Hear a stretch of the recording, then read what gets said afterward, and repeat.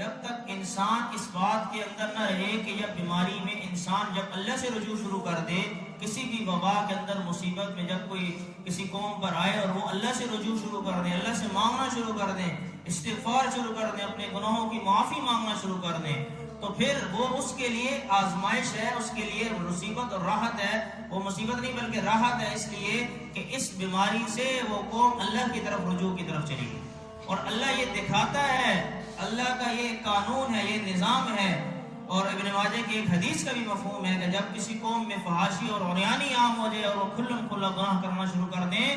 تو پھر وہاں پہ اللہ بیماریوں کو بھیجتا ہے، وباؤں کو بھیجتا ہے، طاعون کو بھیجتا ہے۔ اور الاوجاع کا لفظ استعمال کیا کہ کیا چیز ہے کہ جس کی ایسی بیماریاں کہ جن کے اسلاف نے یعنی ان کے بڑوں نے ان کے بارے میں سنا بھی نہیں ہوگا کہ وہ بیماریاں کبھی تھی بھی صحیح، تو اللہ اس قوم پر ایسے